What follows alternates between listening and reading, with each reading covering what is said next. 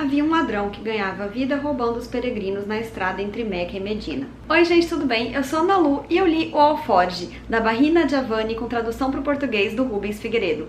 Vocês estavam bem esperando que eu fosse falar Bahia de novo, né? Eu sei que vocês estavam, mas uma inscrita do canal me explicou lá nos comentários daquele vídeo como que pronunciava o nome.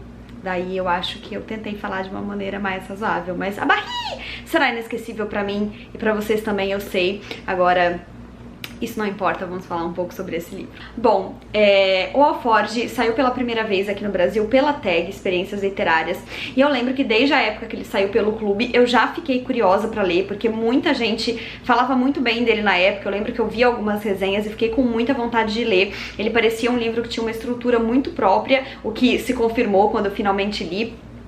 Quando ele saiu pela Dublinense com essa capa maravilhosa, ainda por cima cor-de-rosa, eu só fui ficando mais a fim de ler. Namorei ele por um tempão na livraria até que eu comprei e ainda esperei um pouquinho, né, com ele ali na estante até que eu lesse. E infelizmente a minha experiência de leitura não foi tão boa quanto eu esperava, mas eu sei quando a culpa é minha e não do livro, porque eu conseguia saber o quanto o livro era potente e genial. Era eu que não estava funcionando. Eu li esse livro em dezembro e eu não estava conseguindo me concentrar na leitura de jeito nenhum, e o problema não era com ele, porque eu tava lendo outro livro ao mesmo tempo e nenhum dos dois andava, assim, não tava rolando, tem vezes que não rola. E eu fico muito triste quando eu tô assim, enquanto eu leio um livro bom, porque eu sinto que eu tô perdendo muito da experiência. De qualquer forma, mesmo tendo essa experiência truncada, eu demorei muito tempo pra ler esse livro, ainda assim eu dei 4 estrelas pra ele e eu tenho certeza que ele é incrível. O que a Bahia faz aqui é muito audacioso, é uma literatura de alta qualidade mesmo. E enfim, hoje a gente vai comentar então um pouquinho sobre esse livro. Bom, quando eu comecei a conferir as primeiras resenhas que saíram lá, quando o livro saiu pela TAG, eu já sabia que ele traria uma narrativa fora do comum. E sim, isso é o que a Bahia traz aqui. Ela traz um romance que eu acredito que é muito de personagem, mas que tem um grande sentido, que é mostrar como existem números de histórias tão quanto existem pessoas, né? Por exemplo, assim, quando a gente vive uma pandemia, que é o que a gente tá vivendo agora, não existe uma pandemia, existem 7 bilhões de pandemias, porque cada pessoa viveu aquela história de uma maneira. E é isso que a gente vai ter aqui. A gente tem 9 personagens vivendo uma mesma história, que nem de longe é a mesma, porque cada uma acaba sendo uma. E com isso, a gente é convidado a se permitir a ouvir, receber e aceitar o contexto de cada um, o lado de cada um, e entender cada um desses personagens, todos humanos, com suas falhas, seus defeitos, seus desejos, suas qualidades também, por que não, né? O grande eixo desse livro, a gente tem um deserto e um alforge. O deserto é o lugar no qual eles estão, por infinitos motivos, né? Por 9 motivos diferentes, já que temos 9 personagens. Então tem quem vive no deserto, tem quem está peregrinando religiosamente no deserto, tem quem precise atravessar o deserto para ir de um ponto a outro, mas todos estão ali. E a gente tem um alforge. Eu não sabia o que era alforge, eu não sei se vocês sabem, mas é aquela espécie de bolsa que se carrega no deserto, que tem como se fosse uma sacola de cada lado para equilibrar o peso, né, na hora de transportar. Então, a gente tem um alforge como eixo desse livro, que se passa no deserto e que vai interferir na vida de todas as pessoas ali de maneiras diferentes. No primeiro personagem que a gente acompanha, os capítulos são divididos por personagens. A gente tem o ladrão, como vocês puderam perceber no trechinho que eu li ali, que é a primeira frase do livro. E esse ladrão, ele vai se desvencilhar do seu bando pra roubar esse alforge e aproveitá-lo sozinho, porque ele acredita que ali tem um grande tesouro. Ele rouba o alforge, foge do seu bando vai atrás dele, e quando ele consegue entrar numa caverna na beira de um precipício, com seu bando em cima querendo caçá-lo, ele abre o alforge e descobre então o que está ali dentro. E eu não sei se eu devo contar isso, então não vou contar. Enfim, mas a gente já acompanha ali nessa primeira história o que afinal tem dentro do alforge, mesmo que a gente não entenda exatamente o que é. Mas a gente consegue perceber que não é um tesouro nos moldes que talvez esse ladrão e outras pessoas estivessem esperando.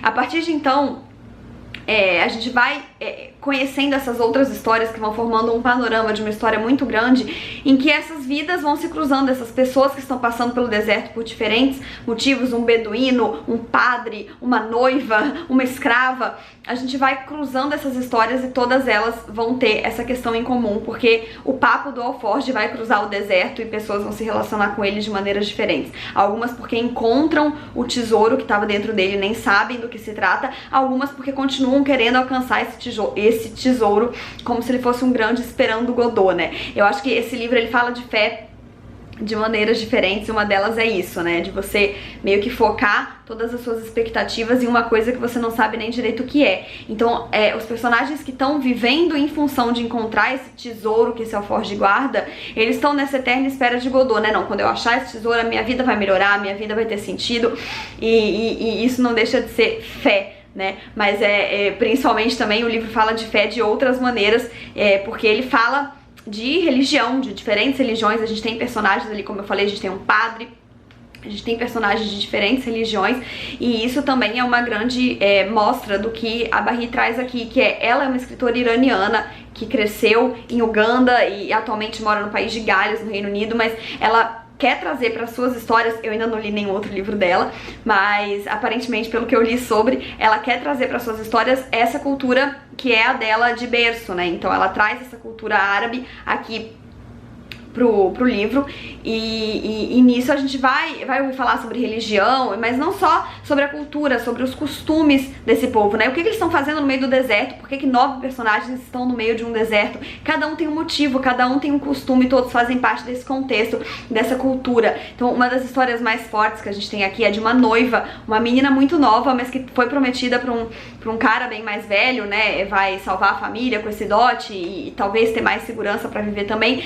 e ela tá então numa comitiva atravessando esse deserto para chegar nesse noivo.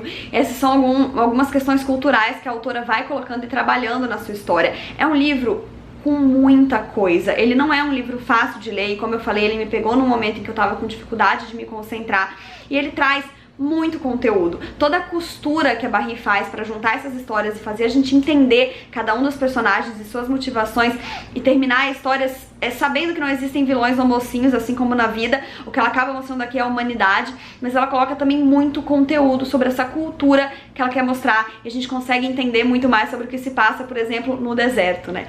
Outra coisa que, além dessa costura obviamente ousada e muito bem orquestrada pela autora, eu acho que grita na narrativa dela o poder que ela tem de fazer a gente se transportar para aquele lugar. Então, apesar de eu não ter me imergido, né, de uma maneira que eu conseguia me concentrar naquilo e esquecer do mundo, ele é um livro muito palpável, assim, parece que você consegue sentir o cheiro do suor das pessoas, o cheiro da poeira do deserto, a tempestade de areia se aproximando e os seus olhos embaçando.